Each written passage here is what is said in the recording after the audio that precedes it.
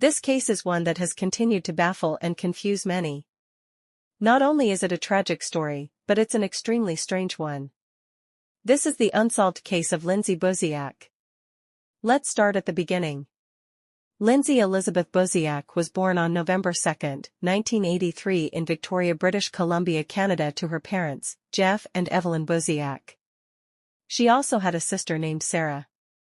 Lindsay was described as smart, joyful, and someone who would always stand up for others.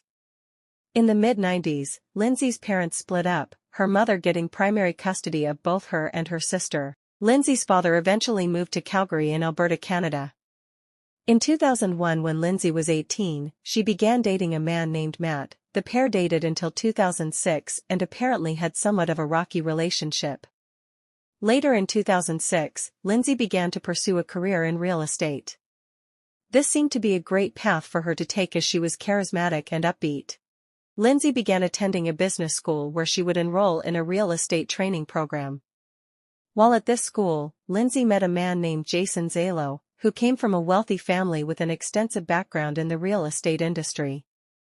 In June of 2006, Lindsay passed her real estate exam, and around the same time, her and Jason officially began dating. She soon got her first real estate job at an agency called Maverick, where she worked for a year and a half.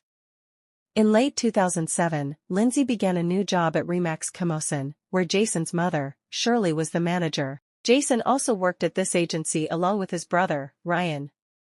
Around the same time, Lindsay and Jason moved into an apartment together.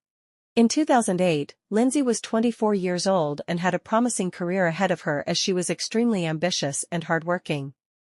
Things in her life seemed to be going very well, and she was still dating Jason, who was 27 years old at this point.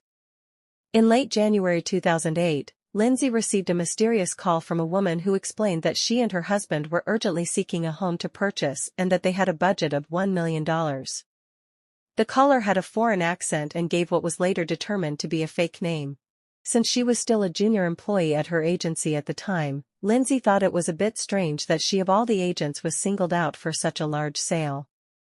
Because of this, she asked the caller how she had obtained her personal cell phone number, to which the caller responded that one of Lindsay's previous clients had shared it with her.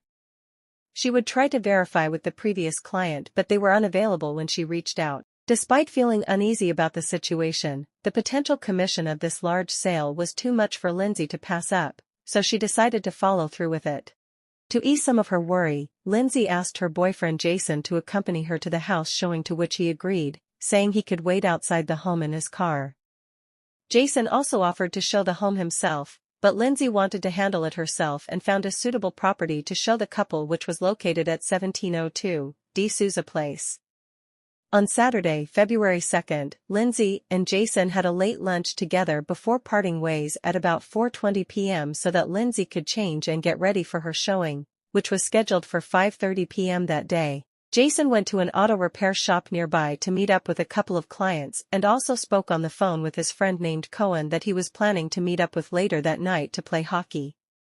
Cohen ended up going to the auto shop to meet him, arriving at about 5 p.m. Once he got there, Jason told him that before they went to play hockey, he needed to go to Lindsay's showing to make sure that everything was going okay.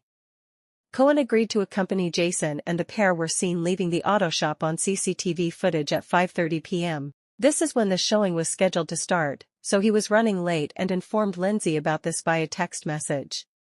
Lindsay arrived at the house on De Souza Place before 5:30 p.m. and retrieved the realtor's key from the lockbox outside the door. Although the street was supposedly empty, two neighbors saw a man and a woman walking towards the house.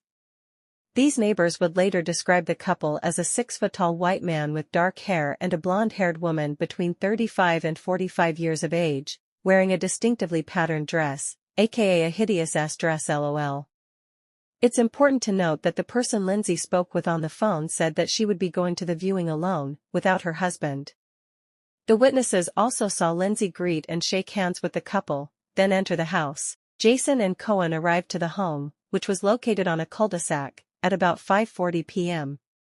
He parked outside the home for about 10 minutes, and during this time he apparently saw a silhouette of a person through the glass of the front door. He then drove to another street nearby to wait, as he did not want to be a quote-unquote nosy interfering boyfriend.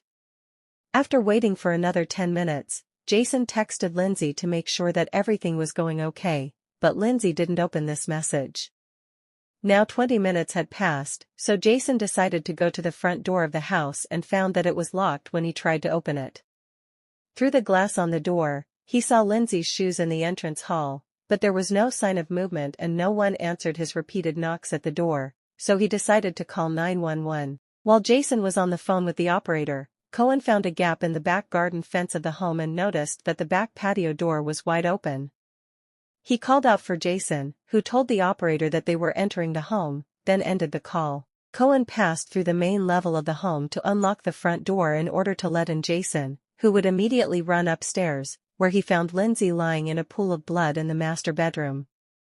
Jason then called 911 again and emergency services would arrive soon after.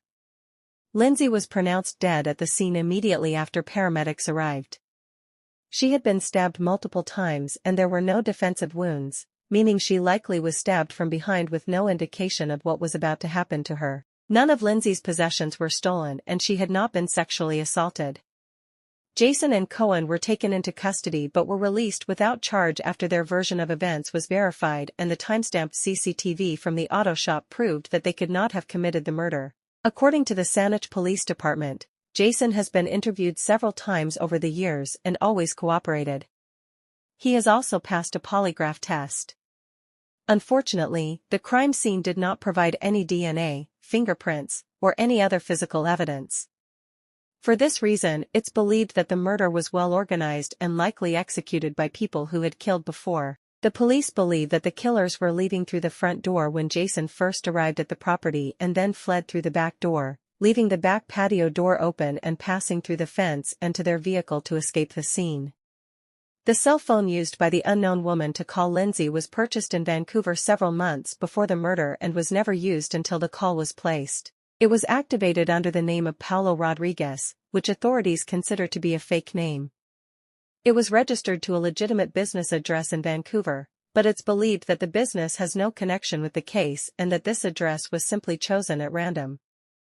The phone was deactivated soon after the murder and hasn't been used since. Cell phone tower pings show that the phone traveled on the ferry from Vancouver the day before the murder.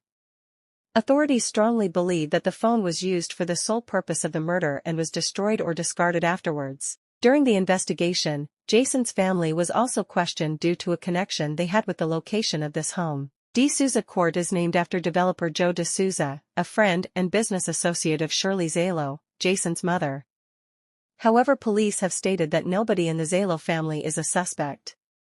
In 2010, an episode of Dateline aired on Lindsay's case.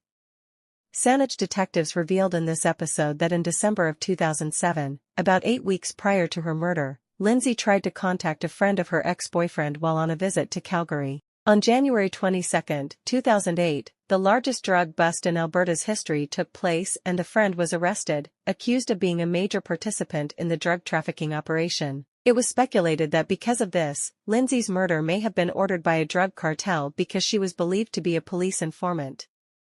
The detectives investigated this possibility but eliminated it as a motive because Lindsay was not an informant and the personal nature of her murder didn't fit a hired killer's method of operation. Some investigators on the case believe that Lindsay's murder was very personal and planned by someone close to her, likely someone who had access to inside information from the real estate office where she worked. Later in 2008, Nikki, a close friend of Lindsay, claimed that she was awakened by a telephone call in the middle of the night from an unknown number. She didn't remember much of what the female caller had said, but she noticed that the caller had a strange accent that she could not place. She became frightened when she remembered that Lindsay reported that her unidentified client, and possible murderer, spoke with an odd accent that she believed may have been fake. After the phone call, Nikki called the originating phone number 20 or 30 times until the call was answered by Shirley Zalo. Nikki asked Shirley why she had called her and how she had her number, as they didn't know each other. To which Shirley replied that she had intended to call her secretary, also named Nikki, and that she did not know why the other Nikki's number was in her contact list. She presumed that her son Jason must have added it. Shirley denies that the event occurred, and it has not been publicly revealed whether Nikki's claim was investigated by the authorities. The most recent update on Lindsay's case came in February of 2021 when Saanich Police announced that advancements in DNA analysis and other technology had created new leads in the case, although from what I could find, these leads have not been released to the public and are likely being held close to the vest in order to help further their investigation. This is one of the strangest cases I have heard of, and I truly hope that one day, whoever was responsible for Lindsay's murder will be brought to justice. Lindsay Buziak will continue to be remembered and missed by so many. In order to help preserve her memory and keep the case in the public eye, in February of each year, Lindsay's father Jeff leads an annual walk in remembrance of his daughter. There will be contact information in the description of this video on the off chance that somebody has information regarding Lindsay's case. That concludes this video. I hope that you enjoyed and thank you so much for watching.